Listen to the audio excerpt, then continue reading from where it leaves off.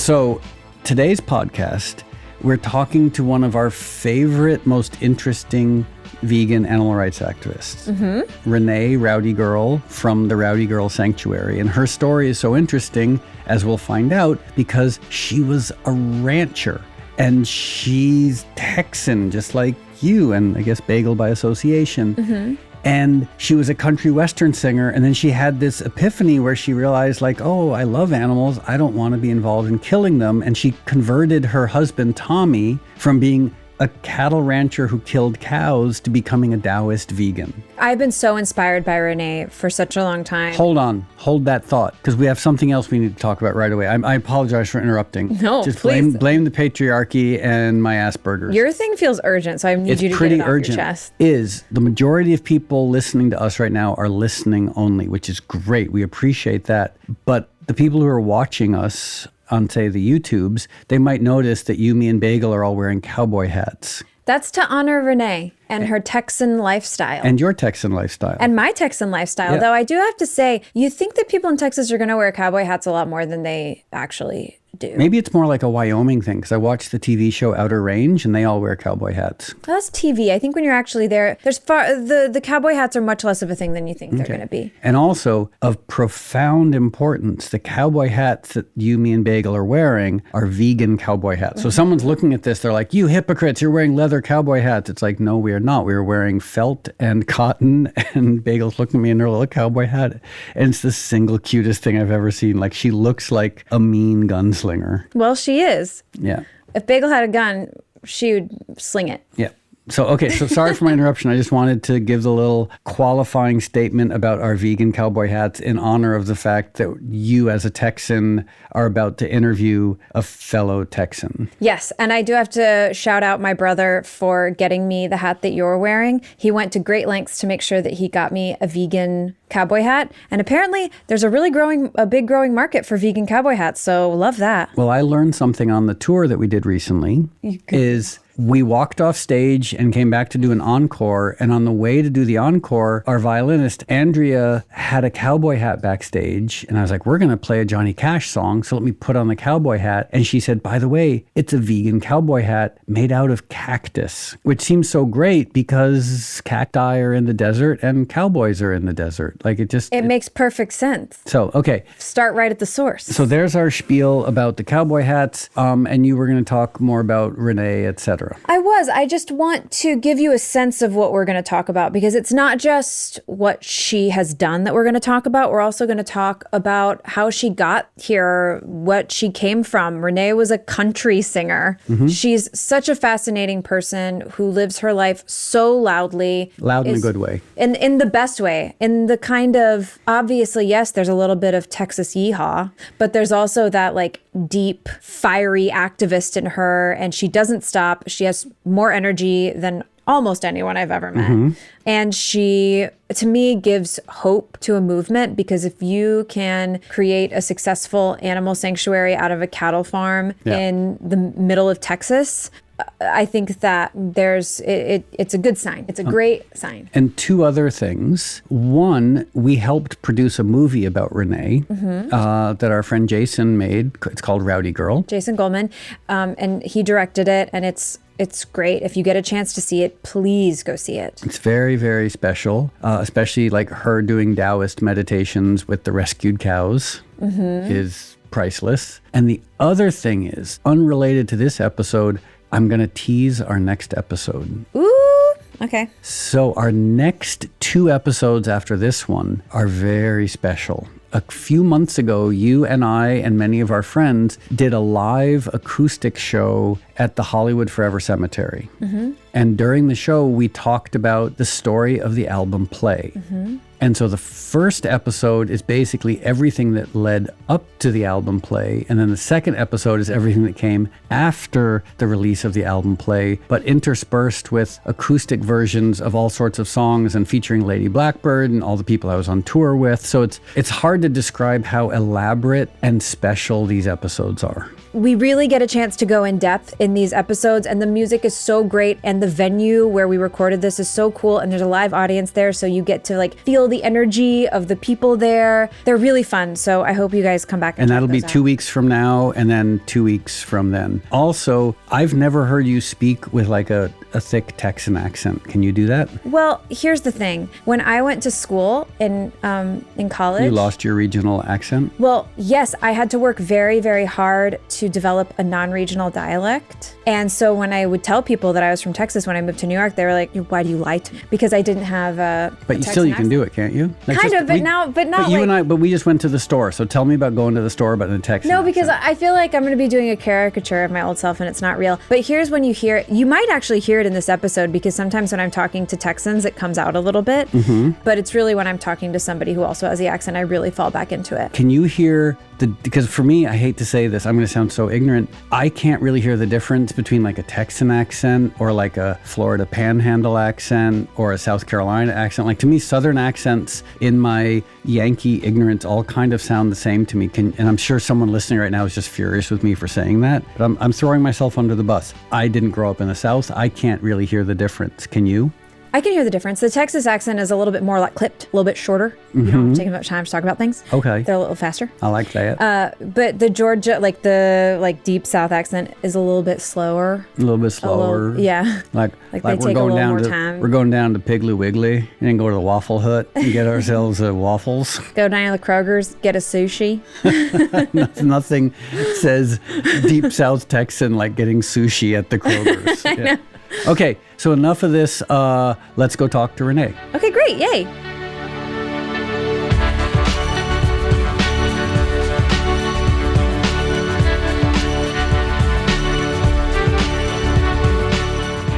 Thanks for coming over to the glamorous world of Moby Pod. Yay! And this is a tricky conversation to have because Lindsay and I, we helped produce the documentary about you. Rowdy Girl. Rowdy Girl. So we know a lot about you. It feels almost like cheating because it's like we've gotten to do double, triple research. And it's also a little modern.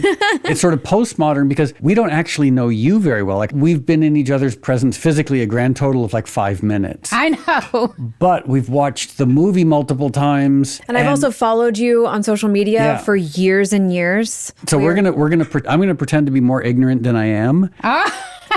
And I'm going to remain just as ignorant as I ever was. No, you're not ignorant. No, but not of you. I actually know so much about you, and I love it, and that's what makes me so excited to have you here because I feel like this is such a wonderful opportunity, just for me personally, to get to know you better because I feel like the work you do is so powerful, and getting to reverse engineer what makes a human who functions the way that you do tick, I think it's a real pleasure. So I'm very excited to chat. Oh boy, I love that reverse engineering. All right. But what I like to do when we talk to people, even if we know them relatively well, is start at the beginning, knowing people's origin stories. Like we talked to Michael Greger recently, and I realized I didn't know anything about him. Even his Wikipedia, basically, it's like he was invented at age 42. Like there's no information before that. So it's a weird question, but based on what you said last night, if you're comfortable, talk about how you were conceived even. Yeah, thank you for that question. The reason I've gotten comfortable talking about it is because Kip Anderson has helped me really get to the origin story. Kip, who's involved in Seaspiracy, what the hell's Cowspiracy, Christspiracy, all sorts of spiracies. Yeah, he's Prolific really the spiracy guru. Yeah. Anyway, he told me years ago when I first met him, he's on our board, and he asked me, we were sitting in a little vegan cafe here in L.A., and he said, Renee, one of these days, I want to be producing a epic film on your story. He said, I just see one day that it's going to happen. He was projecting it. This was in the very beginning. He said, but first, you got to write the book. He said, but I want you to tell me how your story begins. And I said, you mean like the sanctuary? He was like, no. I want to know what kind of person does what you did. Just like you just asked me. It's so interesting, that question. So I told him, and I'll tell you, my story starts in a graveyard. And I didn't find this out until many years ago. But when I found out, I was shocked, my mother was raped by my father in a graveyard where my father's first wife, Barbara, she had just been laid to rest there just a few months prior. She had shot herself in the head close range. She committed suicide. And that's where she was buried. And my daddy had 2 children with her, 2 little boys. And my father was 29. She was 16. And he took her there. To get the whole story, you'll have to read the book. But he took her there because he was a close friend of the family's, so he was trusted. He remembered seeing my mother like at the piano and stuff when they were kids, and he hadn't been there in a while, and Barbara had passed away, and several years later, he goes to see my grandmother, and my mother was 16, voluptuous, and he took advantage of her. Anyway, long story short is he raped her at that graveyard, and I was conceived. My mother married him, 16, he's 29, and there was never any love there. So I grew up fighting. I grew up, my daddy was very violent. He was an extreme alcoholic, very, very mean. He beat her almost every single day. And you were the eldest of 3, I was the eldest of 3, and I came out fighting. But also, I mean, I don't want to be psychology 101, but for example, like my origin stories, I grew up with a lot of trauma and violence and chaos and confusion. The only stability when I was growing up was animals. So it's not surprising for me when I deconstruct my origin that I've dedicated my life to animals because they were the safe, predictable aspect of my existence. Humans were terrifying and animals were safe. But I'm wondering in your case, like, you had 2 younger brothers. No, you had 2 younger siblings. I had a younger brother and a younger sister. Younger brother and younger sister. And you were tasked, I imagine, with taking care of them. What? And I'm just thinking, not to jump ahead, but like years later, your day job now is taking care of like younger innocent beings. So it's sort of like if Kip or someone is writing your story, it definitely seems like some foreshadowing, like you at age 10 taking care of these young innocents, and then fast forward to now where you're taking care of young innocents. Well, it's interesting. You know, what really happened? Yeah, I cared for my brother and sister begrudgingly. I was very mad. The one I really cared for the most was my mother. My mother was a child having a child. I mean, she was 16 and she was very innocent, and she married a perpetrator basically. And I was always defending my mother against him and my siblings, against my daddy's violence. He would come home drunk all the time, violently blackout drunk, and beat my mother to a pulp. It was a common everyday occurrence for him to come home and beat her, and I was the one that protected her. I remember at 8 years old, it's a memory I have very vividly, of almost killing my dad with a butcher knife because he was killing her. He had her strangled on the ground. She was turning red. I mean, her eyes were bulging out, and I don't know what my 8-year-old brain was thinking, but I went into the kitchen, grabbed a butcher knife, the biggest one. I still remember that butcher knife, the feel of it, the look of it, and I was headlong going into his back, and my mother somehow got some sort of sanity, kicked me, the knife went flying. It was just enough of a moment for everybody to realize, you know, the trance had been broken, and so I almost killed my dad. And my mother was always calling the cops down. They were right down the street. Officer Harwell used to come down to the house all the time to take my daddy to jail. And my mother would always go and get him out. And I hated that. I was not scared. I was fierce. I fiercely defended my mother. I remember jumping off of a bed when he was strangling her in front of me and had her hair pulled back onto him and pushed him in a toy box. It was a blue toy box with a little lamb on it, and his butt went in it. He had his trousers on, his little shorts, and just enough for me to say, "Mama, Mama, Mama, call the police." And he couldn't get up. And so, you know, this was happening. This was common everyday occurrence at our home. Are your parents still alive? My mother is. Okay. My father passed away, due to alcoholism. And where does she live now? My mother, she lives in Alvin, Texas. And my father, God rest his soul, never got sober. And I did write a song years ago. It's called The Bottom of the Glass, all about that. All about him, and he got to hear that before he died. Wow. Yeah. What happened with your parents' relationship as you were getting older? They split up, right? Yeah, when I was 10, the last thing that happened whenever they finally split up, violence is a trance. It's so normalized in our society. I mean, we really see it with with animal agriculture and how it's normalized. But what I also saw is, violence is normalized in families. It's like normal to have, beatings every day and cops coming and picking up your mama and going to jail and coming back and doing it all over again. Yeah. And so when I was 10, my mother had taken us to see Swiss Family Robinson. And I remember coming back, we were all so happy. It was me and my brother, my sister, Randy and Jody. And we came home. We were, I loved the movie. And all of a sudden, there was chaos. My daddy was speaking in Spanish. He's full blood. I'm half Hispanic. He was speaking back there in the back room. And next thing you know, there's a big fight. And it was a huge fight. It was one of the biggest fights that I'd ever witnessed. It was horrible. The blood. It was horrible. Her face, the way she looked, the mangled look, and she would just be defenseless. She would never fight back, and it pissed me I don't know if I can say cuss words. If you want to say pissed you the fuck off. Yeah, that's what I mean. It pissed me as a young child. I was pissed the fuck off. Yeah. That she didn't fight back. And so she came to me and she said, shaking like this. Prior to that, my daddy came in and said he kept hitting her in front of us, and he said to take a good look, because we would never see my mother again. And he left with my mother. We had a pawn shop, of course. They sold lots of guns. And he took her to the pawn shop, and it seemed like forever. I thought I'd never see him again. And I was there with my brother and sister.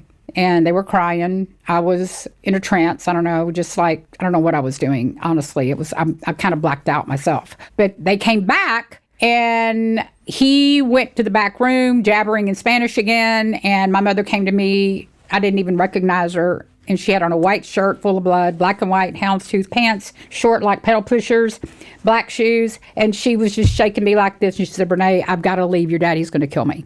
And I later found out she left. She jumped, 10 or so chain link fences to get away. And she later told me that he shot up the pawn shop. He was going to kill her, then kill himself. And that didn't happen. He shot up the pawn shop instead, came home, and all I know is that they soon divorced. After all that, finally, she had to get a restraining order on him because he kept coming to the house with his carbine rifles. He would sit in his chair, even though he had a restraining order on him, and he would sit there with these rifles like this was his chair, his house. And so eventually he got put in a sane asylum. He was in an insane asylum for 9 months. And were there animals around? I always had animals. Animals, too, were my saving grace. I had a cat I called Mama Cat, and I had Checkers. I had Ginger, and always was having little funerals for dirt daubers. When dirt daubers would die, I would have... As an ignorant Yankee, Lindsay, do you know what a dirt dauber is? A dirt dauber is like the wasp, right? Yeah. Yeah.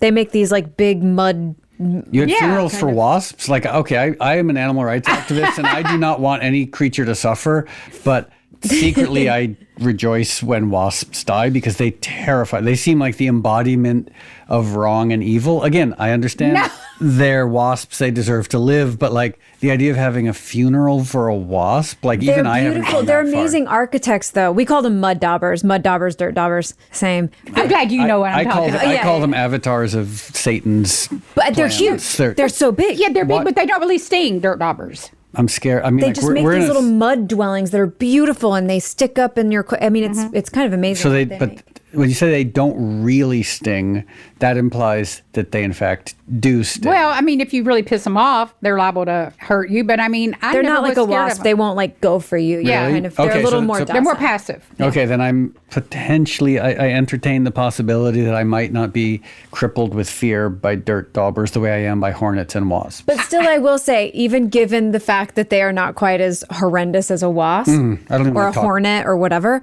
they're still like. It's still, I think, extreme to have funerals for mud daubers, dirt daubers. It was very normal to me. You know, they died all the time. We were remodeling the back of our house when I was young, and so there was always dirt and sawdust. So these dirt daubers were everywhere, and they would die. And I felt so terrible for these dirt daubers because I used to watch them build their little houses. I loved to watch them.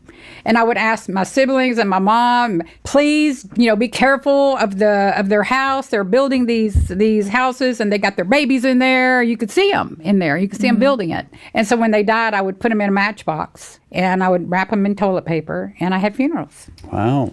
I'm hoping that during the course of our conversation, we won't be talking about wasps and dirt daubers. I think that might be the end of it. But also, I don't know your story. There may be an evolving dirt dauber element to this tale. This is my, in the book 1984 by George Orwell, there's Room 101. And Room 101 is where you're confronted with your worst fear. And for me, it's a wasp or a hornet. Like, if you put me in Room 101 with a single murder hornet, I would suddenly be like, okay, I'm going to put on my Make America Great hat and I'm going to vote for Trump and I'm going to be a Republican and I'm going to go work at Arby's. Anything to avoid a murder hornet. I wouldn't have guessed that. I would have guessed it would be like a kind of an overzealous, kind of sweaty-ish woman who's doused in Febreze and perfume. Febreze would be a close second, yeah. Wants to hug you and get really close to your physical body. That's more just like claustrophobia as opposed to abject existential terror. Yeah. Okay, so trauma, violence, but animals, and you became a caregiver very early on. Mm-hmm. So now there are two other things that I'm very curious about. When you discovered alcohol and drugs, and when you discovered music. Well, my daddy used to let me drink his VO and water. Has a VO. What's VO? It's a whiskey. Oh, okay. It's a kind of whiskey. It's called VO. It's hard for me to say no, because I thought I knew everything about alcohol, but no, I didn't like know Jack Daniels or turkey, there's VO, but his was VO. And he always had it down by his chair. And as a little girl, 3 or 4 years old, I used to drink it. And he thought it was funny. So I started drinking very young. But my earliest recollection of a blackout was probably around 14 when I was drinking Boone's Farm wine. Mm-hmm. The old classic Strawberry Hill Forever. I was drinking that and blacked out with my boyfriend, Bart Bundy. I don't know if he blacked out, but I sure did. And almost ran into a train in Galena Park, Texas, right behind the Galena Park Junior High. I hope one of your chapters is called Blacking Out on Boone's Farm with Bart Bundy. So the alliteration there, it's like good. That could be a book in itself. I think so. Blacking Out on Boone's Farm Booze with Bart Bundy. Yeah. It would be better if it was in Bernie. Yeah. Bernie. Yeah. And then how, in terms of your journey to sobriety, are drugs a big part of your story? Yes. Okay. Because for example, I loved drugs, but I was just an alcoholic. I would never do drugs without drinking. Oh, me either. But whenever I started drinking, I'm like, look at this bag of drugs I found behind the toilet of a dive bar bathroom. Sure, I'll do that. Made perfect sense. Yeah. That was me too. I mean, I never just did drugs to do drugs. There was always alcohol involved. And more, I'm assuming you liked the speedier drugs as opposed to the slower drugs. Well, it depended. I did a lot of the speedier drugs in my youth. As I got older, now I got a serious amount of pain. I had a pain problem because I had a bad car wreck. Years ago. I totaled my dad's car, long story there, in Gulf Shores, Alabama. And I ended up on the road to having to do yoga all the time and all this, but I almost broke my neck. And the impact of that collision caused me so many problems that I ended up on pain medication. All the time I was in the emergency room. And I got very, very addicted to Demerol. And so that was without alcohol. That was the only drug that I ever did really, or pain medication, without alcohol being involved, because I really had serious pain. But the problem is, as a good addict and alcoholic, you can manufacture pain as well. And so that began to happen to me on a regular basis. And so I was very addicted to not only the alcohol and other drugs like marijuana and whatever was around when I was drinking, I would do. But the pain medication, because I had a real problem, it almost did me in. And so that was a hard road for me. I finally got completely free of all that. Do you have a sobriety date? Yes, January the 8th, 2013. Oh, so kind of recently. 11 years. But I've been in the program for 33 years. Yeah, so I did what we call revolving door sobriety for a while. I was like, oh, go in for 6 months, go out for 6 months, go in for a month, go out for 12 years, go in for, like. Yeah. And then finally just that like walking in when you're defeated, when you're like, guess what? I'm done. Like, and it's funny, like when I sponsor people in 12-step programs, it's one of the first questions I have to ask them is like, are you done? Are you done? It's like, because it's not my place to judge, but it's such a difference between someone who's dealing with the consequences of drinking or the consequences of addiction as opposed to someone who fully is done, where they've accepted it. They're like, guess what? I'm an addict and I'm done. And at that point, you're like, okay, now the work begins. Until that point, it's sort of managing the addiction. It's over and over and over. I've had 11 years, 6 years, 4 years, 2 years, a few months, but this last time, I almost died on my couch. I mean, I'm embarrassed to admit this, but it's just the truth of addiction. I'd been drinking all day, and I did probably, 1,000 milligrams of Demerol, like 100 milligram vials. I almost did myself in that day. Of course, the real addict, when they hear that story, they're like, my response, jealousy. Oh. You'd hear about someone dying, you'd be like, oh, God.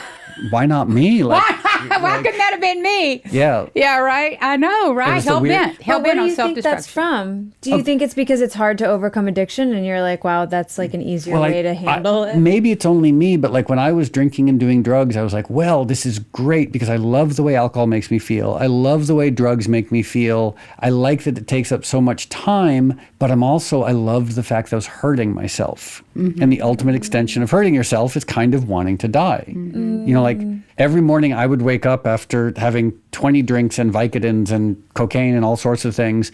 Not morning, I'd wake up at 5 p.m. Right. And one of my first thoughts was like, damn it, like I didn't do enough because I'm still here. I'm still breathing. And there's sort of like just a wistful disappointment. Like, what sort of cockroach DNA do I have that's keeping me alive when better men than me are overdosing and dying left and right? I'm like, how? I'm little. Like, I'm not even in great shape. Like, why am I still alive? Well, I think it's because you both had a lot of work to do, if I had to guess. But also, isn't it interesting how violent humans are toward others, but also towards ourselves? Yeah. The internal violence of like, I know I'm hurting myself and I'm really comfortable with this self-violence and thoughts. There's you remind me of a funny story I heard. When I say funny, not comedic funny, but a friend of mine went to go hear the Dalai Lama speak. And the friend asked, there's in what's it called? Meditation, METTA meditation. You say, may all beings be free from suffering, right. But you also say, may I be free from suffering. Right. Mm-hmm. And the friend asked the Dalai Lama and said, I have a really hard time being kind to myself and asking that I be free from suffering. Mm-hmm. And the Dalai Lama didn't understand the question. Had to have it translated, had to have someone explain it. And he was like, but why wouldn't you want to be free from suffering? Why wouldn't you want to be, like, he couldn't actually understand the premise of the question. And I thought that was so interesting. Like, for us, it's second nature. It's like, yeah, of course, I wanted to suffer. I wanted to be in pain. And for someone rational, they're like, but that's the most absurd, ridiculous thing in the world. And whereas for us, it's sort of second nature. Yeah, I think sometimes it feels good to hurt ourselves in various ways, whether it's drugs or alcohol or what we eat or the various ways we don't take care of ourselves. Yeah, well, our literature tells us we're hell bent on self-destruction, and that was me. I mean, it was my course of action was to self-destruct without sobriety, without a way to live, without alcohol and drugs. That is what I do. That's my program. My program is to die, to kill myself. The program, when I work this program that works for me, and I was done. I finally put everything aside. I picked it all up, and I do it. I sponsor like radically, because that is what works. And But I remember when I was going through the steps this last time, when I realized that one of my biggest problems was feeling good about being okay, feeling good about being successful, whatever that is, because I knew how to self-destruct. I knew how to get my life to a certain point and crash it to the ground. I loved doing that, actually. I took great pride in it because I could always build, you know what I'm talking about. I could always build it back up and go, oh, well, that was easy. But this last time, I was like, oh my God, I won't make it back. And that would be okay, but there is something keeping me alive. There is a reason I'm still here. There is a reason. And it wasn't a year later I was vegan. Not even a year, 10 months. And so there's so much there that I want to unpack, but I also, in terms of chronology, because I'm like a type A wasp, ironically, because wasps terraform. So is two other things that I think for me are a big part of when we were looking at the documentary, looking at Rowdy Girl. One, music. And I learned something last night that I hadn't been aware of, that you used to run a school, like an organization for fledgling musicians. But the other is spirituality. And that was when Jason, the director of Rowdy Girl, sent us the first cut of the film. There was one of the opening scenes where I believe you're doing a sort of a Taoist meditation. And that, I don't know about you, Lindsay, but when I saw that, I was like, oh, this is a different story. This is, like the Texas rancher, country western addict who rescues cows and does Taoist meditation in the middle of like hill country Texas. Keep in mind, I don't actually know what hill country Texas is. It just sounded good in my head. So if you're in the hill country, it's pretty close. Yeah. Oh, okay. Then I'm going to stick with it. Hill country Texas. But that's that's the reason why so many people, us included, are so fascinated with your story, because there aren't, to state the obvious, too many country western singing Texas rancher women who also save cows, wear vegan T-shirts, and do Taoist meditations. Yeah, I've been accused of being country and Eastern.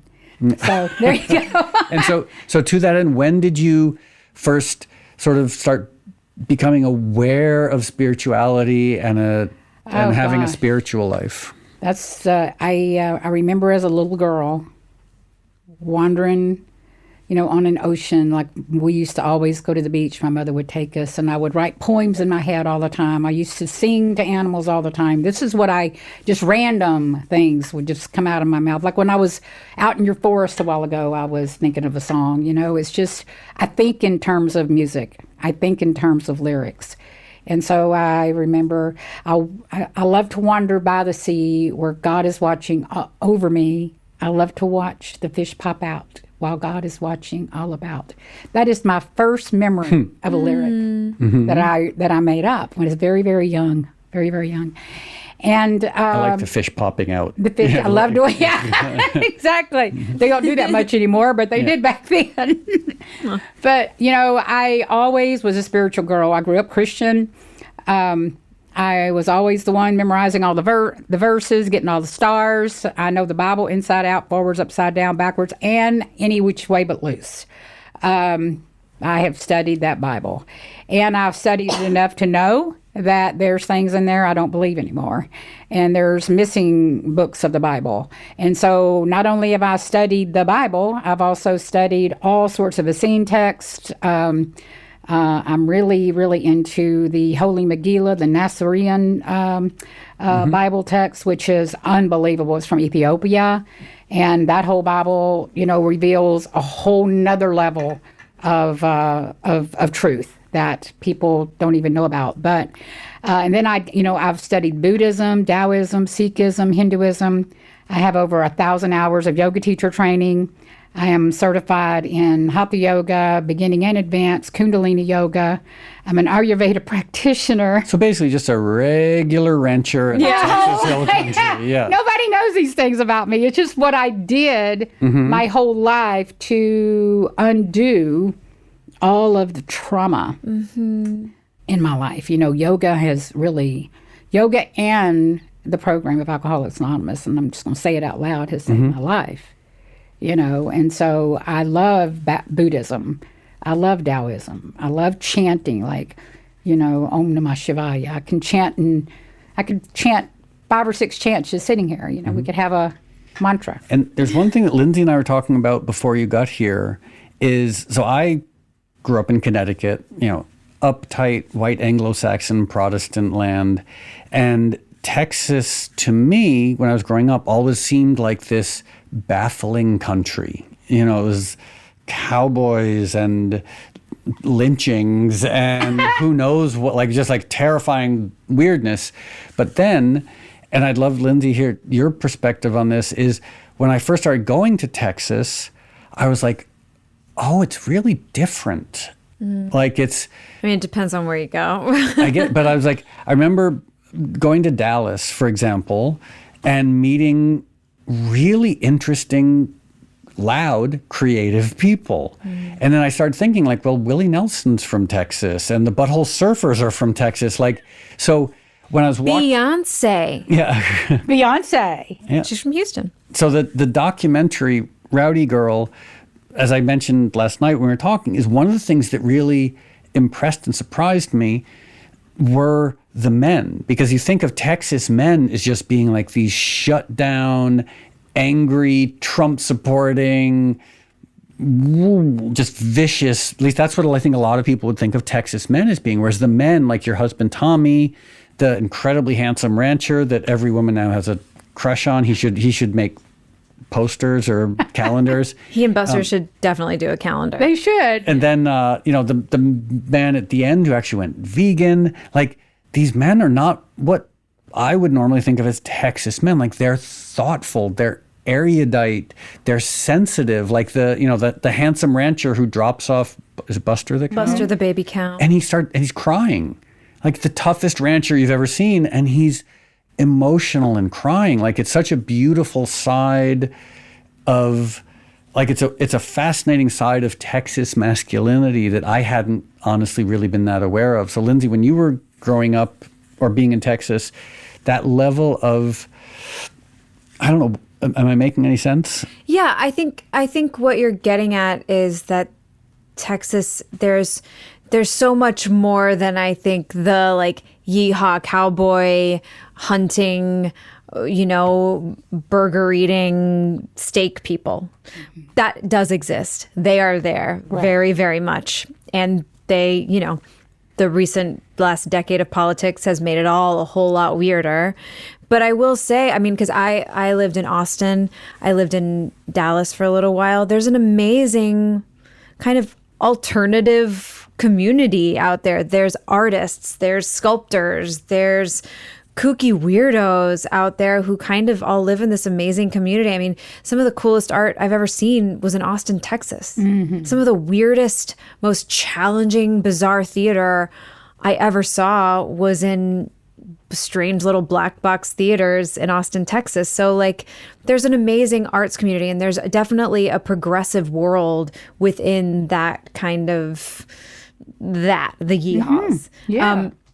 There are people that call us, and I don't know if you ever heard this, but they call it the blueberry and the tomato soup.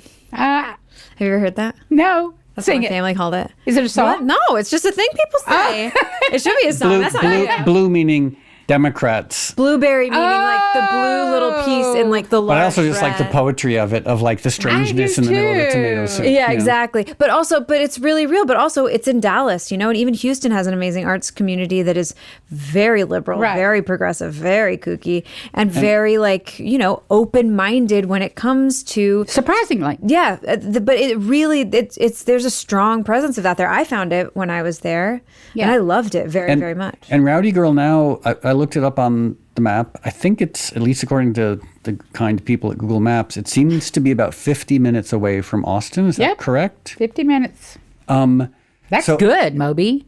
What? Moby loves maps. Wow. Maps and weather just drive him wild. I'm a middle-aged guy. Next up, I'll start like collecting trains and watching World War II documentaries or something. Oh, right.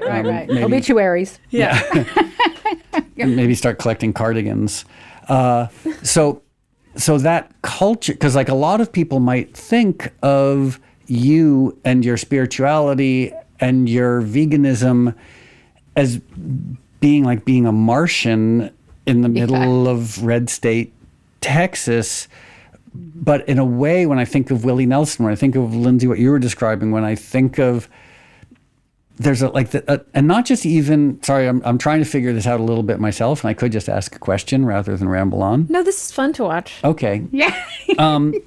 Is there's the Austin weirdness, but there's also like that the handsome rancher in the movie. Like, I don't think he spends much time in Austin going to experimental No, he does not. theater, but he still has there's A gentleness, a softness. to him. that you wouldn't expect. Well, I think all these people, it comes out when you least expect it. I also think that there is an expectation of a certain version of masculinity that is very powerful in Texas, Yes. but also in many places globally, where I think men are expected to be a certain way and women are expected to be a certain way. But we are all unbelievably complex. We all have the capacity for gentleness, sweetness, even if we go out hunting every weekend. Do you know what I mean? Like, That I always say, you Yeah. know, we loved animals and killed them. And that is the philosophy in Texas, and you do it kindly. I mean, that's the mystery of it all is that, my husband used to tell me, they only have one bad day. And he was so gentle with, the livestock. He was so gentle. And So Tommy, when he was still a rancher. yeah, when he was still a rancher. I mean, I used to watch him, with all the cows and the calves, and he never liked taking the animals to the sale barn. It was something he thought he had to do. It was something he was trying to honor. He was trying to honor his tradition. but also it's your business. I mean, yeah, it's expensive to raise animals, to raise large animals like that with all the space that you need and all the food and all the medical support. Like it is. It's a business. It's for very people. expensive. And it's very, this is something, we're jumping really, really far ahead, but I just want to say one of the things that always thrilled me most about you and what you were trying to do is that I think so many people feel stuck in the culture, stuck in the way of life, stuck in this is how things are done, and they don't see another way of being. They don't think, well, maybe I can turn my chicken coops, warehouses into a mushroom farm. People Right.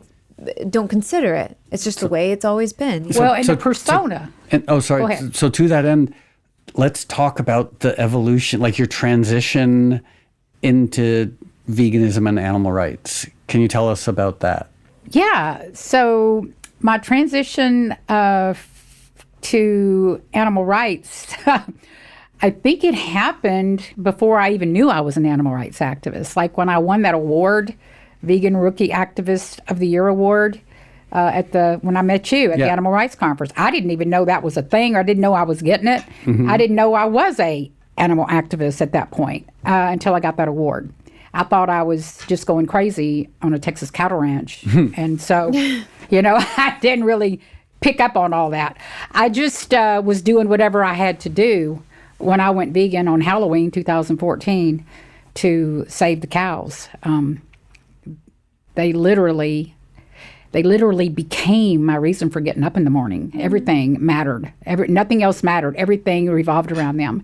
And I kind of liken it to like when vampires become vampires. When people become vampires, and I know this not be far-fetched, but this is also in my book, because I have a secret love for watching vampire movies. And you're secretly a vampire. I'm secretly a vampire, that's Which, it. if it's the case, I don't know, if, Lindsay, if I can speak for you as well. I think both of us would happily be turned into vampires. Well, me just tell you what happened. Lindsay, that's so you okay. Well, no, I definitely would, but I want to be a vampire that's also like a werewolf at the same time, so I can like run on all fours. Well, you think about If a we're vampire. going magic, let's go magic. yeah. I mean, think about what they do. I mean, right? They go from being normal people, whatever that is, to craving blood, running for blood, waking up only at night, feasting on bodies. I'm very curious to see how this extends as a vegan metaphor. Yes. And so the vegan metaphor is when you become a vegan, you run from the dark. You run from everything having to do with blood and violence and suffering and flesh. You want nothing to do with it. And I promise you, when I went vegan for the animals on Halloween 2014, it was a 4.5 year progression. 4.5 years I was oppressed. I didn't know I was going vegan on a cattle ranch. I went vegan when, it was as if it was all building up to that final moment when I saw chopped up dead animal bodies in a bowl at my mother-in-law's house instead of stew meat. Instead of stew meat, I saw chopped up dead bodies. And I could no longer, I was just like, and it was like I slid down some rabbit hole in my brain. And it was like it must be what like becoming a vampire is. Because I went from totally being okay with it to I came out roaring. I was like, you will not take them animals to the sow barn anymore. We're going to have a funeral for all these deer heads that we had. We had horns all over our house. I mean, we even called one of our halls the Horny Hall. And, we had all of this stuff, deer skins, food, I just went from being okay with it to feeling like I was going to die because it was around me. And so I became an animal rights activist because I became conscious of what was happening. Everybody listening, if you are vegan for the animals, you should be an animal rights activist. There is no other way, in my opinion. But this is me. I am 100%. If I believe in something, if I'm in it, I am going all the way. And the animals they're dying every second of the day when vegans are out there not doing what they can to be an animal rights activist. I became one because it's the right thing to do, and I didn't even know I was becoming one. And so at the time, because for example, when I went vegan, like it was 1987, I was in New England, I was moving to New York City, it was easy for me. It was hard because it was 1987, so I ate a lot of oats and carrots. I was basically a horse.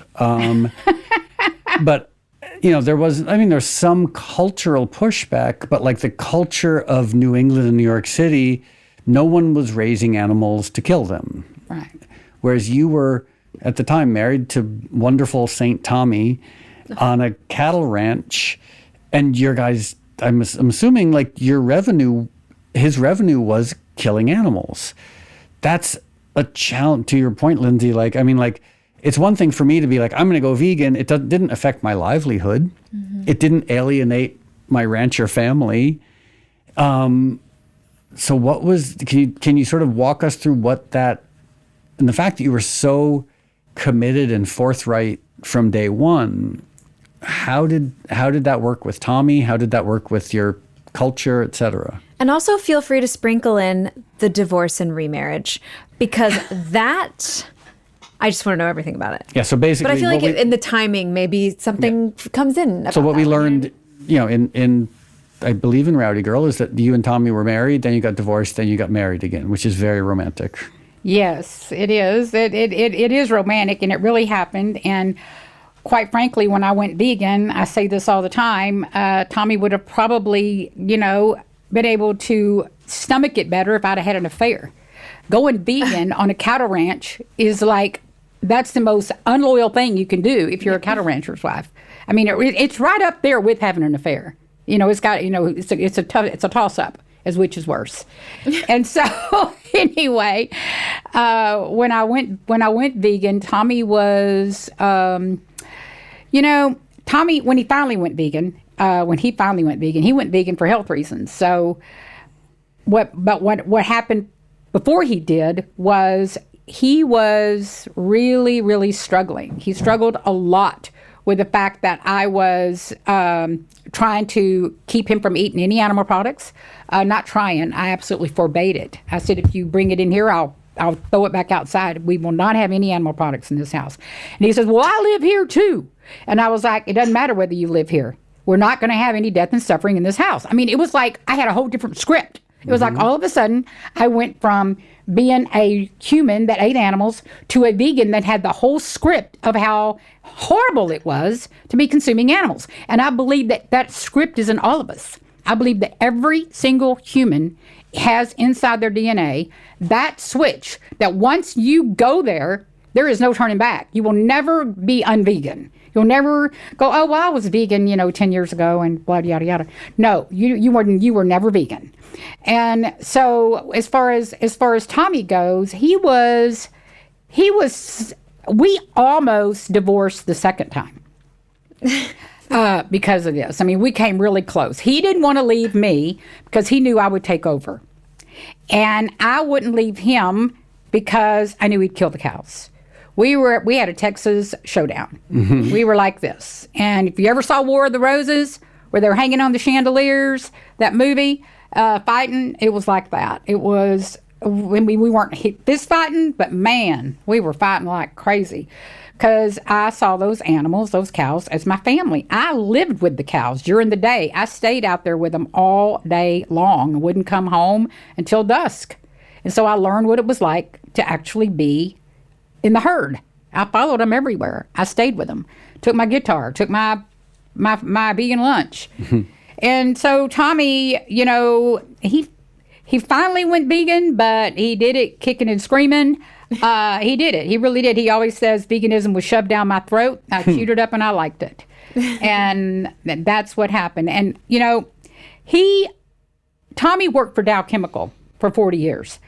He bought the cattle ranch years before so he could have a additional retirement, so he could have he likes to feel secure. He likes to have a portfolio where he feels secure in his life, and the cattle ranch was to be that for him. The cattle ranch was to be all of that so he could do all the things he loved to do in his life, and I totally cut it off at the knees.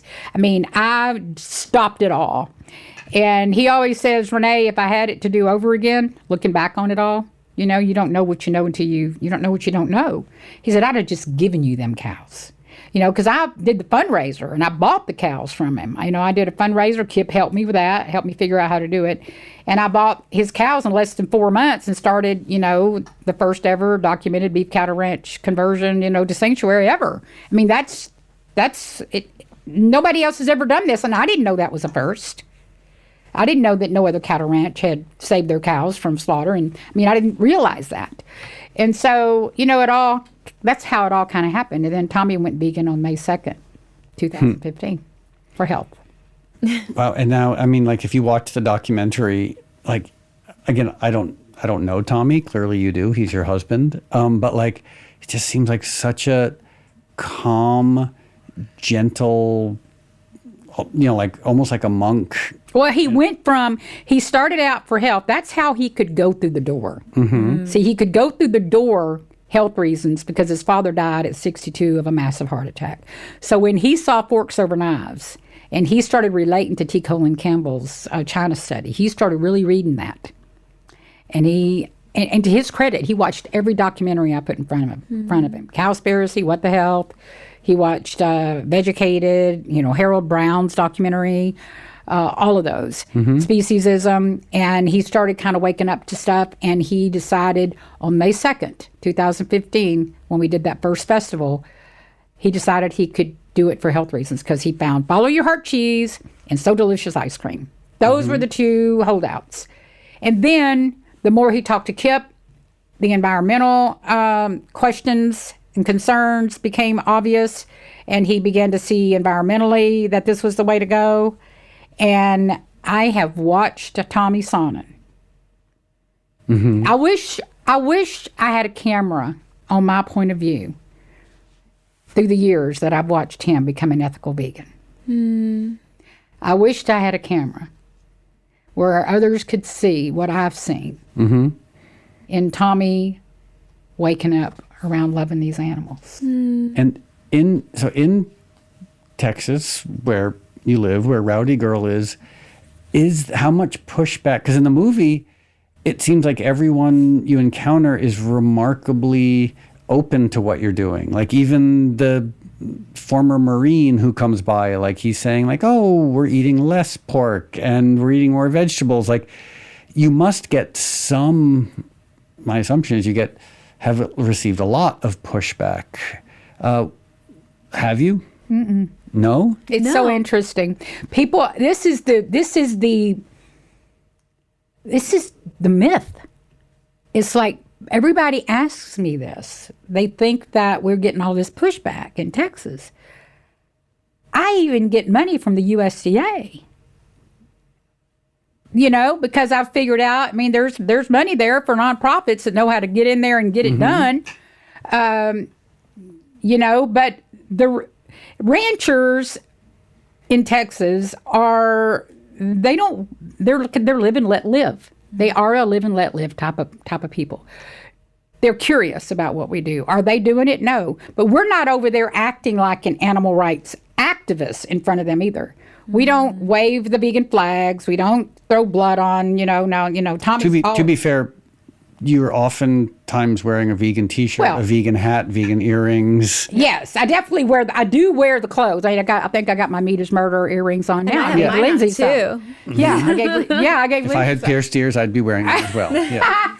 So no, I do wear the clothes. I wear the clothes everywhere. But I, when you were a cattle rancher, and you're vegan, and you live in a world where you're surrounded by people that are in cattle ranching business, you know the part.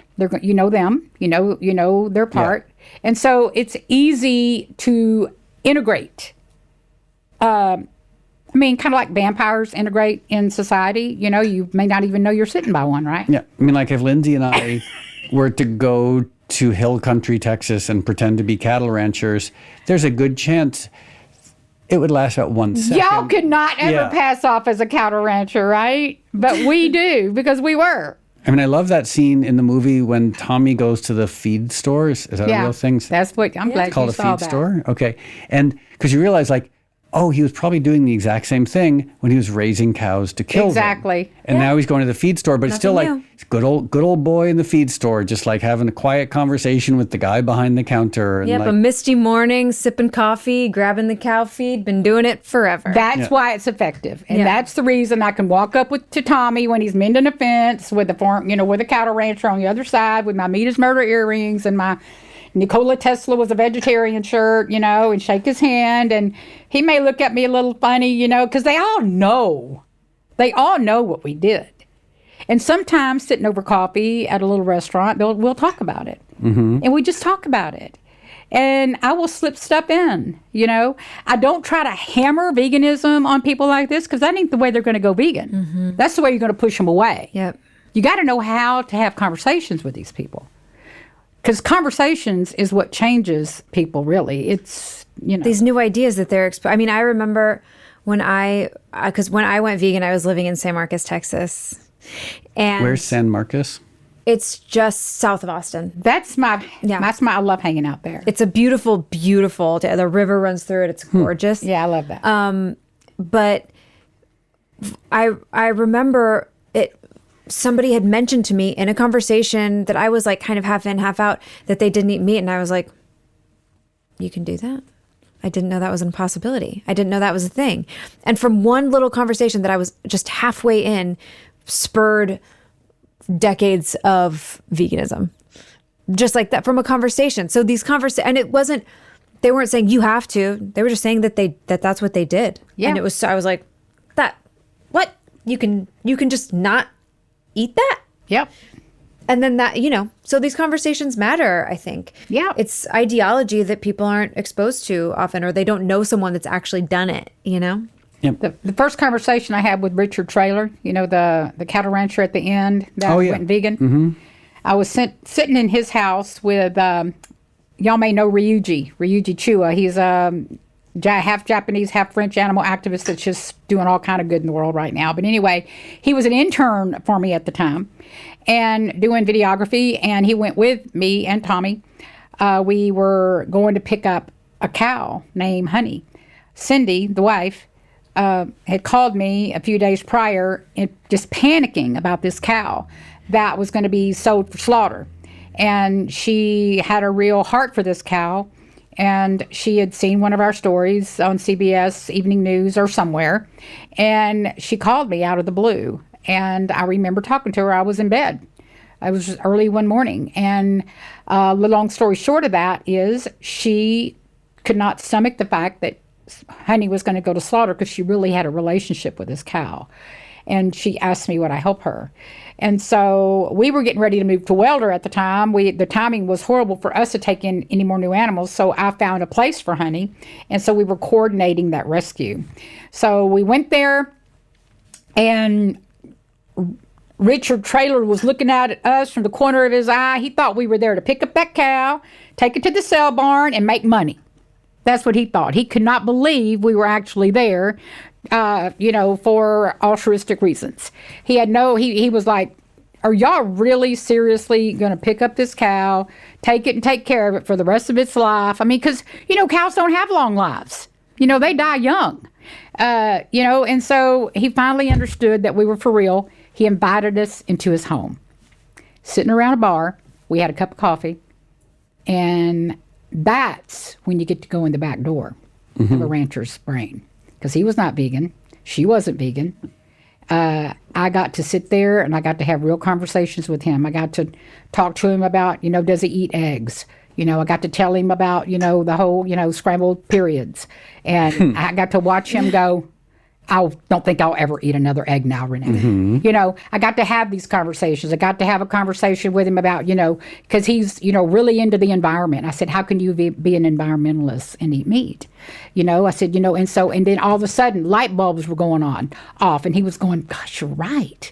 And I said, do you really like taking your animals to the sale barn? Do you like the way it feels when you drop off your animals? Does that make you feel good? No. I said, well, you're probably already vegan. And so he ended up not only surrendering Honey, but Honey's daughter. That we didn't even know was going to be part of the equation. So we got to rescue 2 cows that day. And we got to make friends with Cindy and Richard Traylor. And they ended up in the documentary. And now they're both vegan. Wow. That's an amazing story. My fingers are still crossed for Sonny, though, too. Oh, I believe Sonny's already vegan. I just think Sonny's a hot rancher. Yeah. Well, because it's like once I think you open up your heart to these animals, when you're getting to the point where you're trying to make calls to find a place for a cow that you love, it's like there's already cracks in the foundation, like you can see it wanting to come out. I got to show y'all pictures later. You got to see pictures of Sonny and Buster. Absolutely. Well, also, that is one of the most confusing, but also potentially most encouraging aspects of animal rights activism is we're never really trying to convince anyone to believe something new. Yeah. The vast majority of people who are not psychopaths already don't want to hurt animals. Even if they don't love, I know that you guys, I'm stating the obvious, but even if they don't love animals, they don't want to make animals suffer. Right. And everyone, if you try to show someone an image of an animal being killed or tortured or suffering, they'll immediately be horrified and not want to look at it. So we're not saying change your beliefs. Right. It's just simply saying, let your actions be an extension of your beliefs. Let your actions reflect your beliefs. And it's the funniest thing. That's what gets you crucified. If you go to someone and say hey, you like animals? They're like, sure, of course I like animals. Okay, great. Well, you don't want to be involved in making animals suffer. They're like, no, of course not. I would never want animals to suffer. And then the next question, well, are you a vegan? And that's when they punch you in the face. Yeah, right. It's like, but all we're doing is saying that is the most basic logical extension of what you already believe. But also it's culture. If culture said that we have to hit our heads up against the wall 10 times a day, even though it hurts and made us maybe a little dizzy, but that's what everyone in the culture does is hit their head against the wall 10 times a day, you would be like, hey, it hurts when you do that, doesn't it? Well, when you think You'd about be like, that, yeah, but then it's like, stop. And you're like, well, I can't. How dare you? Can't. Yeah. Why would you stop? Yeah. You can. And just like I think one of the reasons, honestly, is because religion is so our religion and our society promotes, eating animals. And that is one of the reasons why Sonny, is so adamant. He talks about it in the documentary about dominion over the animals. Yeah, that's why. Has he read the book Dominion? By what's his name? Oh, Scully. Matthew Scully. No, he hasn't read that, but I should really get. That's an interesting one because Matthew Scully was George Bush Sr.'s chief speechwriter. That's a great idea. I talked to Matthew the other day. What did he say? He wrote a book called Dominion, and it. If I don't think I finished the book, but when it came out, I read it because I was like, wow, George Bush Sr.'s Republican speechwriter wrote a book about animal rights, and I believe. I hope I'm not mistaken. If I am, I'm embarrassing myself. That he sort of looks at the etymology of the word dominion, and it comes from God, domine, and somehow, like in the Bible, for what it's worth, when they say like humans shall have dominion over animals, what's being said is you should treat animals the way you want God to treat you. Like basically treat animals as if you are God, which means kindness, mercy, compassion. You got it. Not to dominate. This idea of like you're like, and so that's the basic origin of that root is to be kind. Be like a caretaker, a good steward. Yeah, good steward, as opposed to dominate. Like it's how weird that it's the idea of like being, like imagine if God treated us the way most humans treat animals, like that God would be the worst God that you can imagine. So that's horrible. That's the demonic, the so-called demonic forces. I really do believe it's animal agriculture. I believe that is the ultimate, demonic force in our world. Because it deadens your ability to process violence because we are surrounded by violence every single day on the plates in front of us or at the grocery store right in front of us where there's dismembered bodies every time you are trying to like get to the produce section. And it's like we're just so desensitized. And as we know, it kills everything it touches.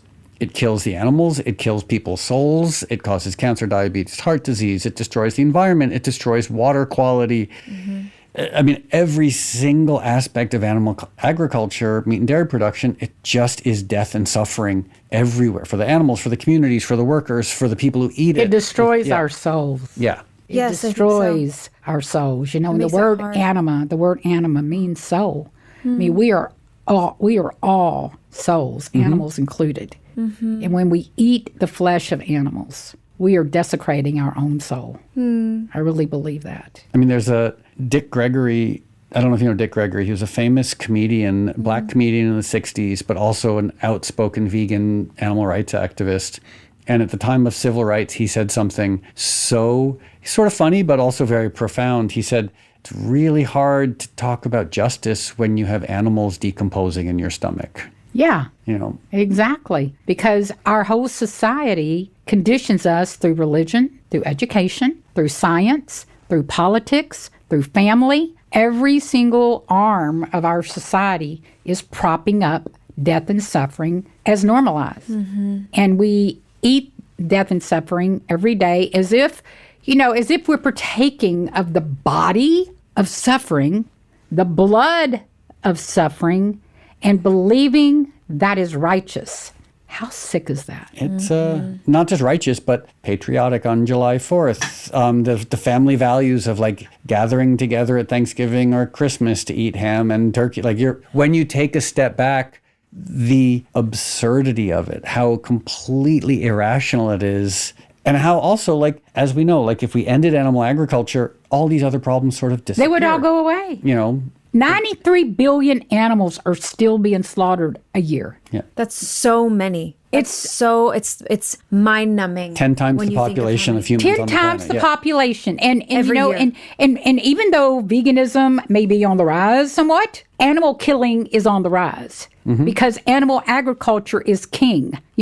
That's the issue. Until we band together as vegans, I really believe this, until we figure out how to get our act together and become a force so strong, no matter our differences. I mean, a house divided against itself will not stand. Yeah, that's right. So our infighting, our circular firing squad, sometimes there's so much passion that they don't know how to express it. And so it gets expressed, like they're so angry at injustice and the world, so like they turn on each other. But still, when there's a big, it's like, fighting the person in the room with you when there's a giant monster waiting right outside that is trying to tear down the city. But it is that simple question, the unavoidable, ineluctable question, is this helping animals or not? No. And if the answer is no, there's no room. We need to get beyond that. We need to get beyond our egos. And I think we should, wrap, the traditions around how to liberate animals, so that we all should come together and make our common calls. Yeah, we need like the animal rights 12 traditions. We do. Also, here's an interesting little linguistic journey that we're going to go on. You said RAP, and granted you said WRAP, but it makes me think of RAP, the Rancher Advocacy Program that you started. See how I did that? That was pretty skillful, right? Yeah, it was. I'm not ridiculous. Why are you looking at So, in addition to Rowdy Girl Sanctuary, you also have the Rancher Advocacy Program. You're fascinating. Rowdy Girl Sanctuary is fascinating. The Rancher Advocacy Program is like quantum level fascinating, at least from my perspective, living in Los Angeles and coming from New York. So can you tell us what the Rancher Advocacy Program is? Yes. Sorry, you guys are texting program. I've learned Lindsay program. Says program. Yeah, program. Oh, we can say program. Yeah, you get both. You get data. We're all over the place. Yeah, tomato. Yeah. Yeah. But the Rancher Advocacy Program started as a program when ranchers like Cindy and Richard Traylor, Cindy, like when ranchers' wives started contacting me, I started realizing that it was not just random. It became often.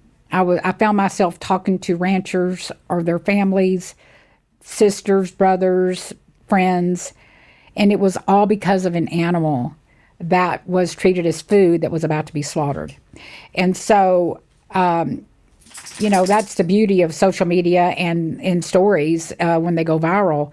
They end up in everyday America's homes. Mm-hmm. And that's my hope, that the Rowdy Girl story continues to end up in everyday America's homes so that people can change. I don't want to just preach to the choir. And so the Rancher Advocacy Program is a result of me not preaching to the choir, because ranchers and their families contacted me.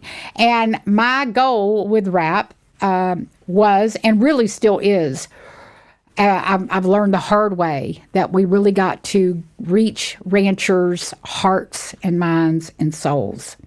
We've got to reach them through conversations so that they can change, so we can have real legit ways to help them transition their cattle ranches, their chicken farms, from animal production to plant-based farming.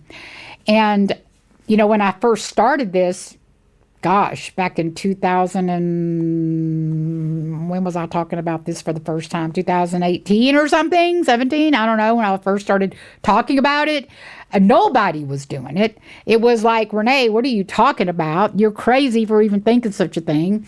But I kept seeing that we needed to also help ranchers, that they weren't the bad people that everybody was making them out to be. They just didn't have any other way to make a living. They didn't have any other way to think about animals, because this is the way they were trained and conditioned. So I realized after a while that I was going to have to help them figure out a way to make money, because that's the issue. See, we transitioned our cattle ranch. We started making revenue, not income, because we became a nonprofit. I used all my skills, all of my promotion, music, everything I did. I put it all into Rowdy Girl, and that's how I started the nonprofit. But cattle ranchers, by and large, don't have those kinds of skills. So I was trying to help them figure out how to make money. What I figured out after, finding investors, finding philanthropy, trying to help farmers transition, I spent years doing that and making lots of headway, is that until we change our government, we will never be able to really help these ranchers. And that is so frustrating to me, because you just can't keep going after private funding. I went after a lot of it. I don't even want to tell you how much. It's too much. And nobody should be expected to put that much money into one farm. And so, we've got to have ways to do that. So but my heart is there. I was talking to a chicken farmer that wants to transition out of chicken farming just a couple of weeks ago. We've had 3 or 4 conversations. I'm sending them in different directions, helping them, but they don't have an ethical change right now. It's all they're wanting to do it for monetary reasons. Mm-hmm. And so I really want to urge anybody listening out there that wants to create a coalition with me to help so we can become stronger together. We can become stronger together with all these different transition programs out there. It's not that they're wrong. Transition is a good thing. Mm-hmm. But if we would all come together, that was my vision in the very beginning. My vision in the very beginning was RAP would be a coalition. I went after and talked to some of the leading animal rights activists in the world and talked to them about that in their homes, in Zoom, and tried to get everybody together to let's do this. And what ended up happening is people wanted to do their own thing, which is fine. This is America. We do what we want to do. But I really believe that we would be stronger if we would all come together for one cause. Oh, absolutely. Especially given that the resources are limited and the people we're up against have unlimited resources. Exactly. Yep. Yeah.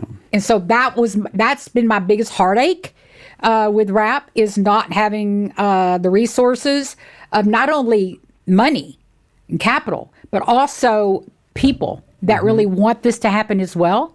Because it seems to have become a thing where, everybody's wanting now to do their own transition program, which is good. I don't have a problem with people transitioning and wanting to transition farms, but why can't we come together to do this? Yeah. It's so hard. I mean, the world of, and I wonder, not to be negative, but like if transitioning farms, meat and dairy production farms to plant-based agriculture is hard now, here's my fear. And again, I don't want to be a negative Nelly. My fear is that if it becomes more successful, the animal ag lobby is going to create more barriers to it. They're going to make it legally harder for people to. I know that like converting a chicken farm to a mushroom farm is really challenging. I would imagine that just logistically. Yeah. I mean, considering chicken farms are all toxic waste Yes. essentially, but like Exactly. I would imagine like if it becomes even more successful, I could see the lobby stepping up in like the same way as they've done with the ag laws is like they're trying to block change by any means necessary. Mm-hmm. That's why we have to collectively as citizens become staffers in our government, vegan staffers. We have to become lobbyists in our government. We have to not be afraid. We've got to come together. We've got to unify. We've got to become so strong in our government. We've got to have a force in there.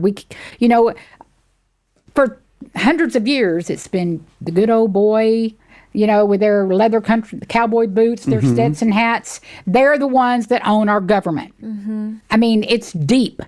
The 8th generation cowboys, it's deep. When you go to a sale barn where, I always say all the time, I've said this for years, if we could stop animals from going into sale barns, do y'all know what that is? Mm-hmm. If we could stop animals from going into those places where animals are auctioned off and sold to the highest bidder, we could crush animal agriculture. If there's no place to sell them, if we could figure out a strategic way, to go and do this, there would be no animals going into feedlots. See, and so if we can do that, we could have a big inroad. The problem with that is these sale barns are like churches.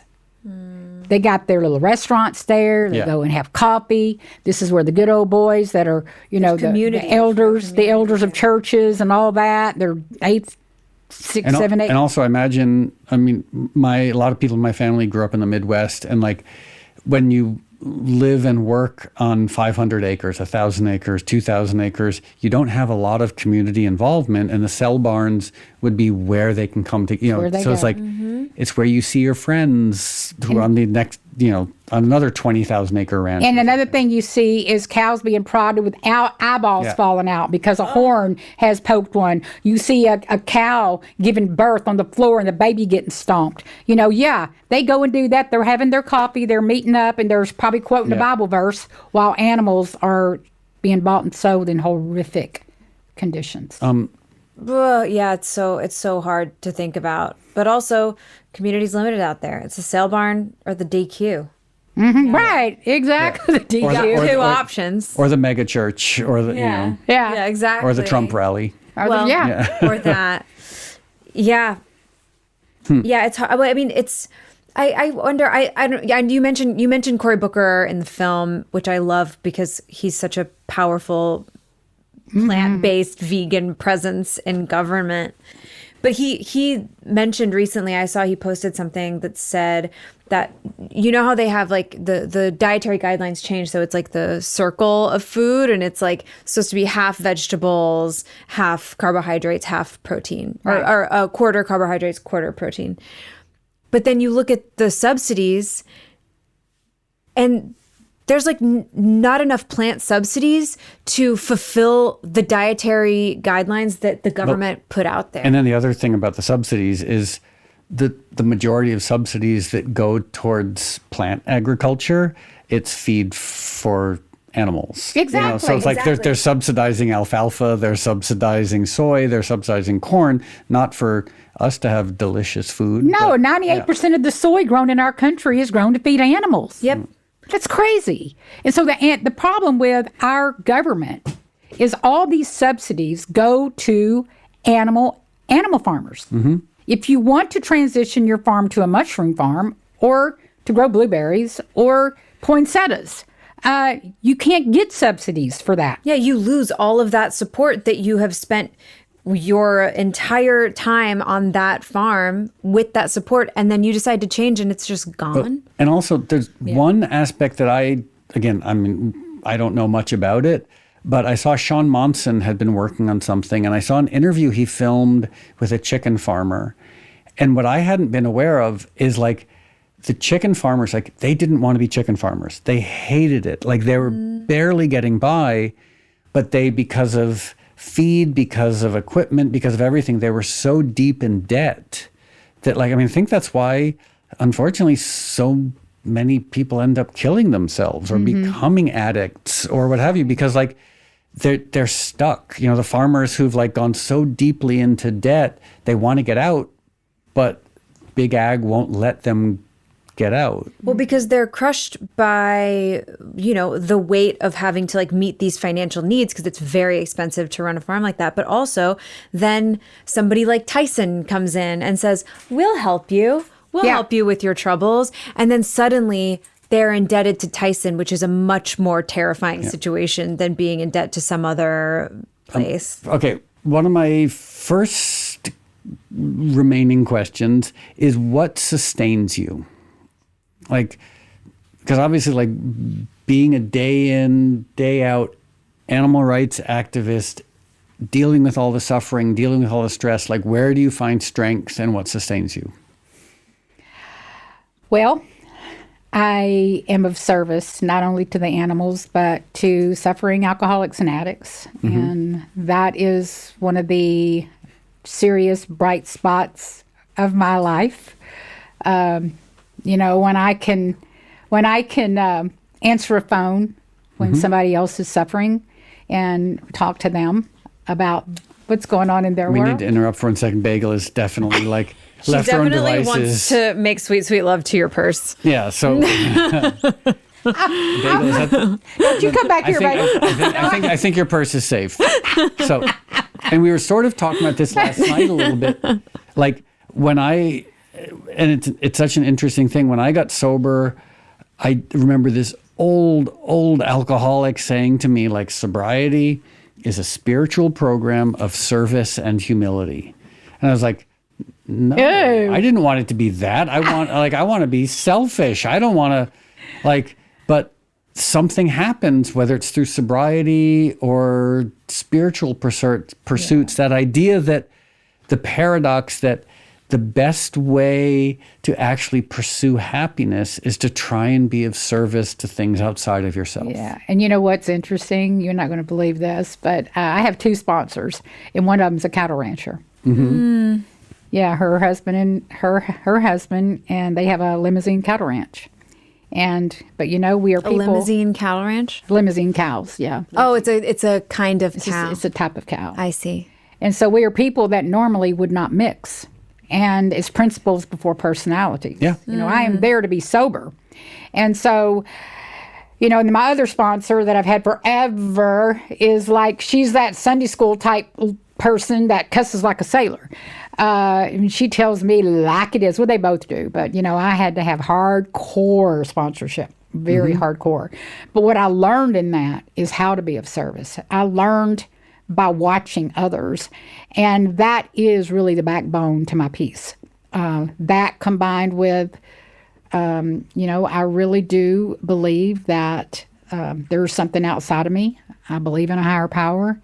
I meditate. I pray. I constantly say the 3rd step, 7th step, 11th step prayer. Even sitting here in this podcast with you, I probably said it in the back of my mind while talking to y'all over and over again. It's just what keeps me grounded. It surges through the auric psychic fields of my body. I have to constantly be sustained by a higher power. I have to plug in. I can't think it's me. I didn't consciously think it was me, but it was me before. It was me doing everything. And now when somebody said to me, like last night after the screening, somebody said, gosh, I just love what you're doing. You're doing this, you're doing that. And God, you should be so proud of yourself. You. And I looked at her and I shook her. And I said, let me just tell you, it ain't me. It may look like me. And I appreciate that. But what's really happening is a power greater than me that I finally surrendered to. And that's why I'm able to be this voice for those ones that are screaming that we can't hear. Because, in the film, I said the voice for the voiceless, but I've evolved from that. Those animals are screaming. They are dying every second of the day. And nobody can hear them because it's behind doors. Yeah. Behind walls where we can't hear them. We have got to do that. We've got to be that. And where it's now illegal to film or record them. Yeah. So. Or help them or do anything in a space. But that's what gives me the power. And I just plug in. I just stay plugged in, to that instead of me. So 2 of my remaining very simple questions. How can people help and where can people find you? How can people help? The best way to help us is to go to Rowdy Girl Sanctuary's website, rowdygirlsanctuary.org, and become a member. We are doing everything to grow our membership. We have right at 700 today. We're trying to get to 800 by the end of the year. The more members we have, the more I can go out and be on tour, not only for this documentary, but also for my book that'll be coming out, fingers crossed, 2025. Do you have a title? Well, the working title is Secret Diary of a Cattle Rancher's Wife. Nice one. Really good. Yeah. And then, and then there is a dramatic film being written also about our work. So all this is happening. And so... Remember? Oh my God. Just for anyone who's listening, we're not laughing at you. We're laughing at Bagel and her Bagel. obsession with your chicken purse. Like she just Come on. Bagel. Come on. I don't know. Yeah. Bagel, no, stop. Bagel, Stop trying to eat the chicken purse. You want the chicken? Bagel, do you love the chicken purse? Is it your new girlfriend, boyfriend? So anyway. No, Bagel. No. Bagel, Stop it. come here. Go eat the horns. Go eat the horns. Go eat the horns instead. Bagel, go lay down. Go lay down. Or come up here. Or go play.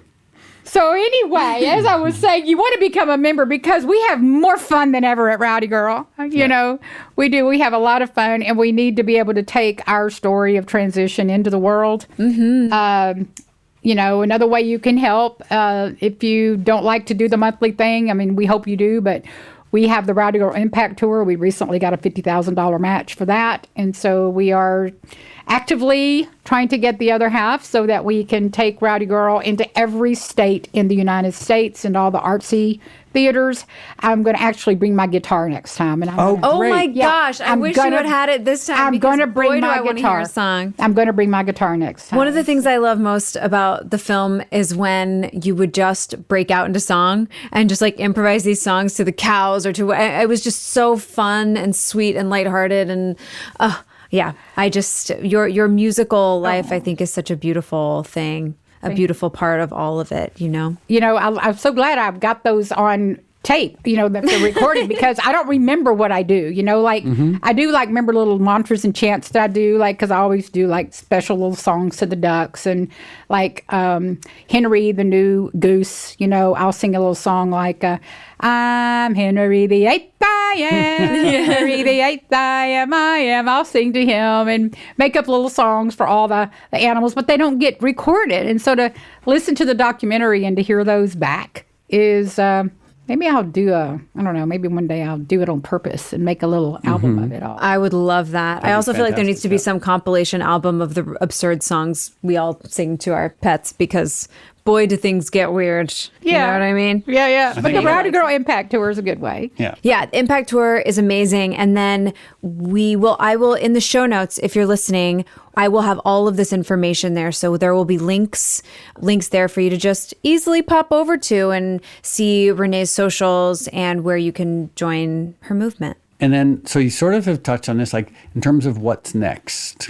Yeah, so the book, I wish I could tell you the publisher. It's a big one that's involved and likes the book. I'm meeting with her on Monday. And also, I imagine anyone looking at your story, like the memoir, that, you know, this secret diary of a cattle rancher's wife, like your ability, you've already done a ton of this, but going on big media, because your story is so completely unique. There isn't a major global media outlet that wouldn't want to talk to you. And I imagine a publisher is sort of salivating at that. Yeah. Like, wow, we can have this story and we have an author that everyone will want to talk to. That's kind of I'm getting that. And so it's very humbling for me. It really is, because to have a platform where I can just sit and be myself and not be anything else other than what happened to me and have that change people's lives and hearts for animals. That's what makes everything I've been through worth it. You know, everything. If my life can matter for that, and the book goes into everything. It talks about the abuse. It talks about the yoga. It talks about, you know, all of the, you know, AA. It talks about everything in my whole life. And I bring it always back to the animals. Everything I talk about, I'll weave a story and then I'll bring it back to how animals have it worse. You know, and so if my story can matter for them in a big way, then I know why I'm here. And this is why I'm put on this planet. That's why all that stuff happened to me. Because I don't, you know, there's all kind of ways you can take what happens to you. I mean, we all are victims in this world typically, and violent things happen to people. But how we perceive it and how we look at it, we all have control over that. And that's I mean, the famous Ernest Hemingway quote that I'm sort of paraphrasing, it's like everybody, the world breaks everyone, but some of us are stronger in the broken places. I love that. I've never heard that. That's why our friend Hunter Biden, his book is called The Broken Places. Oh. Named after that. I want to say that one more time. And I'm paraphrasing. I should memorize it. The world breaks everyone, but some of us are stronger in the broken places. I'm stronger in the broken places, Moby. Yeah. I'm really strong in the broken places. In fact, one of the things I say all the time is, you know, sometimes being in the moment is not enough for me. I have to be between the seconds. It's between the seconds is where God really is for me. It's in that gap of my consciousness where nothing exists and everything is. Yeah. One second at a time. Yeah. In between them, actually. It's in between them. I remember going through that third flood, you know, when I thought I could never, ever go through another catastrophe, like climactic event like we did. You know, it's one thing to move yourself from a flood, but when you have to move animals, watching all these farmers and ranchers letting their animals die because they get subsidies. It was so hard, and I had to live between seconds, or I would have ended up in the hospital. You know, I had to lead an entire disaster recovery event, not once, not twice, but 3 times, 3 times out of 4 years. Yikes. That was hard. So I really learned to rely on that power, you know. Well, Lindsay, I would just love to say thank you for everything that you do. Thank you for occupying such a powerful, unique place in the animal rights movement. Lynn? Well, I mean, you are always so forthcoming. I guess one of the things that I'm thrilled about is that you are doing this impact tour and that people in other cities will get to have that experience of seeing this film, seeing Rowdy Girl, which is such a beautiful piece of activism, I think, because it's not shouting from the rooftops or telling anyone to do anything. It's this beautiful snapshot of your life and your world. And I think people get to kind of live in that with you for a little while and see how beautiful it can be and how powerful you are. And I'm just so excited for more people to get their eyes on it. Thank you. Thank you. I had a great reception last night. Some of the feedback was exactly that the film gave them a way to plug back into their activism in a way that they had never even knew they could. Yep. So that was really refreshing. Yeah. So I'm excited for people to see more of it and to get to know you better with your book and with the film and to follow you and help in this journey of transitioning farms and helping people make these huge changes in their lives, whether it's just their diet or their business or whatever it is. I think, you know, I'm behind you. And I hope that as this goes on, more and more people will stand with you and with us in that part of the path that you're kind of forging. Thank you, Lindsay. Thank you, Moby. It's been an honor. Well, thanks. Thanks.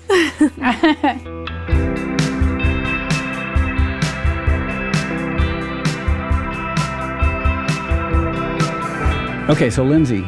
Moby. We just had a wonderful conversation with Renee Rowdy Girl. An animal rights hero and a Texan legend. And one of the most fascinating, complicated stories. Like, for example, my vegan origin story is not that interesting or unique. I grew up in the suburbs. I ate at McDonald's. When I was 19, I went vegetarian. And a few years after that, went vegan. Like, my story is shared by most vegans who grew up in the suburbs. Don't discount or demean your own experience. Not necessarily demeaning or discounting it. I don't know why. What happened? All of a sudden, this is how I talk. Are you Mickey Mouse? What's happening? Yeah, it's just my new voice. No. Oh, thank God. But my story is like a lot of people who grow up in the suburbs have my same story. Whereas Renee's of like the country western singing alcoholic cattle rancher becoming a Taoist vegan, like she's the only person I know who has that story. It's very unique. I wish it was less unique. I hope that Renee can serve as at least a reminder that you can change your life and make your life better and more beautiful at literally any point. And things could get real cool if you do. Yeah. And one thing, for example, in the Rowdy Girl movie, as directed by our friend Jason Goldman, one thing that really surprised me in that movie is when she interacts with her neighbors. Mm-hmm. Like, because the fellow Texans, these are ranchers, these are tough guys. They're so thoughtful and sensitive. Yeah. Just that reminder that things are not monolithic. Yeah. Sure, there are those people who occupy their stereotype, but then everybody else is sort of more on a spectrum. I think it's very easy for people that aren't familiar with the space to generalize, but because I'm from there, I know that even people who their life is killing animals, they will also treat you like a king and take care of you and be the most hospitable, sweet, funny, charming people on the planet, you know? Because we live in a country and world that is so polarized, and especially social media and media in general seems to sort of like treat the opposition like this one-dimensional monolithic thing. Yeah. And just being reminded like there's nuance and subtlety to everyone. Yeah, I think that evil has won a little bit if you make too many assumptions about who people are without knowing them. 100%. So before we say goodbye, I just want to remind people that in 2 weeks, we have our incredibly special part 1 making of the album play episode with live acoustic versions with Lady Blackbird. And then 2 weeks after that, we have part 2 of the album play with more acoustic songs and great video. I mean, we really went out over the top making the video, especially. We had like 20 cameras there. Maybe 100. There are like 100 cameras, and they're all the best cameras that were handmade by elves. And the glass was actually not glass. It's just crystal made out of licorice Unicorn fibers. poop. Yeah, unicorn. So we have 2 incredibly special episodes coming up. Do you want to say thanks and things? Oh, yeah, I'd love to. I would love to say thank you to Erin Stehler, who's recording the video right now. Yeah. And then I want to say thank you to Jonathan Nesvadba, who edits these episodes like a masterful person. And I also want to say thank you to Bagel, who's resting gently, but who also wore a cowboy hat for a long time earlier. And that was really hard for her. And I would just like to commend her for her bravery. She's the real hero. And then I would also like to thank Human Content, our dear friends there who put this podcast out into the planet for listening. And thanks, Renee, and thanks, Tommy, and thanks, Jason Goldman, for making the movie. And thanks, cows. Thanks, cows, for being cute and having nice personalities. Yep, and being incredibly wise and stable. May we all be so wise and stable. And thank you to whoever made these vegan cowboy hats that we're continuing to wear. I mean, I feel like cut back to us 5 hours from now. It's like, why is my head sweating so much? Oh, it's I cannot take off hat. wearing a cowboy hat. It's like tomorrow morning or like 3 days from now, you're like, your cowboy hat's starting to smell. Maybe it's time to take it off. And you'll be like, nah. So thanks to everybody, including cowboy hat manufacturers making vegan cowboy hats, and we will talk to you in 2 weeks. Okay, bye.